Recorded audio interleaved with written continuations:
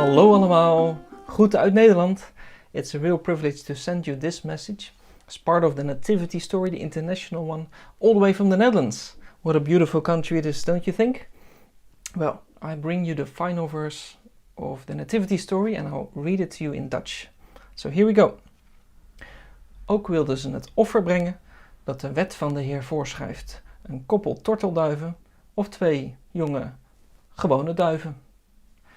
Well, this is the last verse of the nativity story.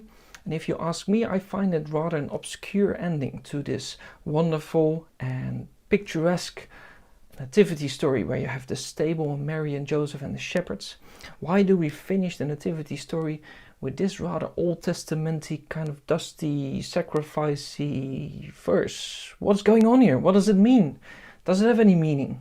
Well, we already know from the last 2 days that indeed Mary and Joseph with baby Jesus came to the temple to bring a required sacrifice for purification, something that links to Leviticus 12, and which tells us something about the fact that they couldn't afford a lamb and a bird, so that's why they were allowed to use 2 pigeons. This says something about the fact that King Jesus was born in an everyday and poor family. And this is wonderful, but there's also an allusion here to the dedication of Samuel that you find in 1 Samuel 1, where the same sacrifice was being made. And this says something about Jesus being set apart from birth for a sacred mission, to be and to live in the presence of God. Well, if you put these things together, we find here at the end of the nativity story, yes, here's Jesus, and he was so humble that he was born in a poor and a simple home, but he wasn't simply a firstborn. We also see and proclaim, yes, here is the Holy One from birth, set apart for this sacred mission. There's already a promise at the end of the nativity story about what is to come, that he is ready to live this life of service in the presence of God, and here is the one who will reconcile God and man through his obedience and sacrifice. Here's Jesus. And there's so much about to happen. This is the message of Christmas. So, what does this tell us about the Netherlands? What can I tell you about the Netherlands?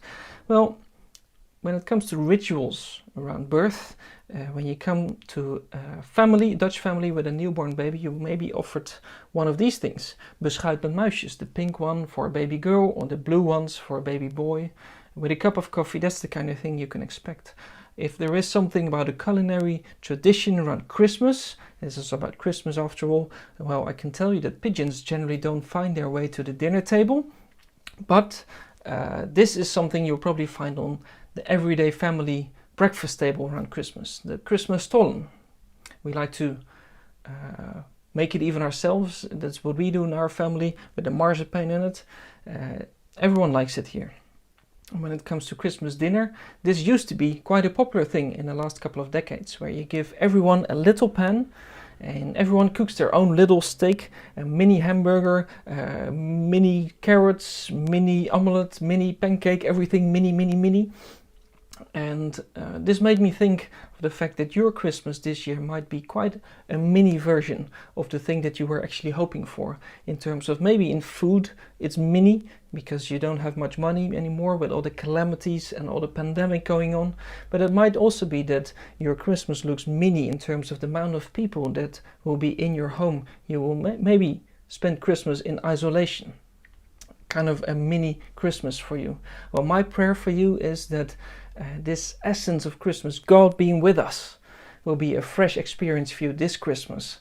And that God will bless you, God will be with you, you will find peace and inexpressible joy again in Jesus, who came down to save us. And this made me think that everything here in terms of dinners and celebrations is mini in comparison to when he really comes back and we can celebrate this massive banquet. Nothing mini there, and we'll all be together and all be celebrating together. Great. But I need to finish soon, so I just want to say fijne kerst en een gezegend nieuwjaar, which means Merry Christmas and a blessed New Year. Thank you and Merry Christmas. Bye.